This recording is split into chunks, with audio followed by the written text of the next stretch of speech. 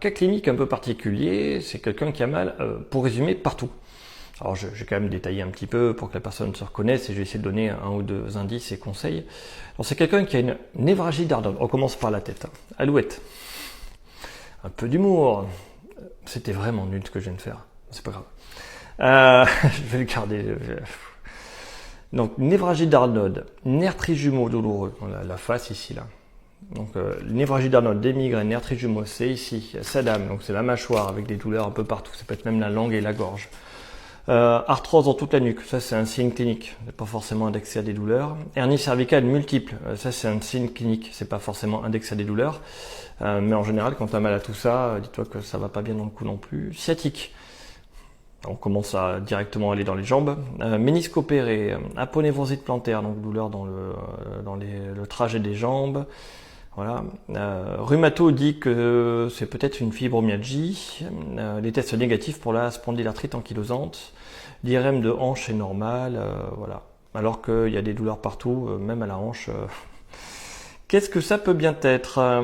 Eh bien, tu vois, là, on commence à atteindre les limites de mon savoir. Un truc qui est sûr, c'est que moi, j'aurais dit maladie de Sherman. Parce que tu as des atteintes très importantes apparemment au niveau des disques vertébraux. Et après, ben, tu as des douleurs qui pourraient être des compensations. Tu vois, névralgie, c'est des compensations. Trijumeau, compensation. Sadam, t'es stressé, t'as mal, tu serres les dents. Donc, Sadam, c'est pour la mâchoire.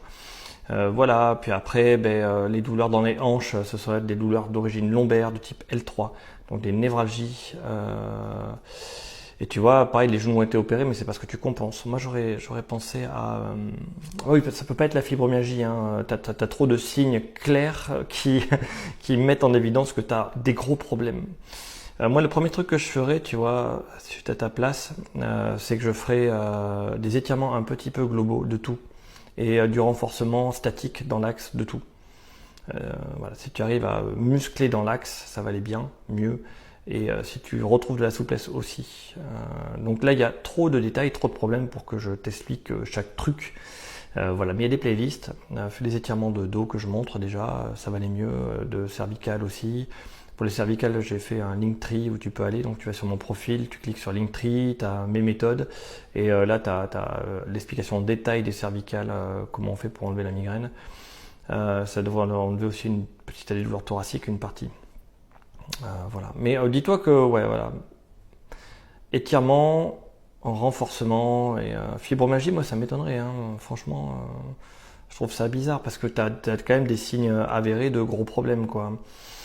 Après, voilà, fais les tests, hein, tu verras. Si le rhumato il pense que c'est ça, tu peux essayer. Il est possible d'avoir ça, la fibro, plus des gros problèmes cliniques. Hein, c'est tout à fait possible.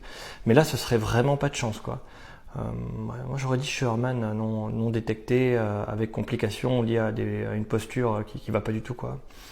Et bon, bah, je te souhaite bonne chance dans ton parcours de soins. J'espère que ça va bien se passer.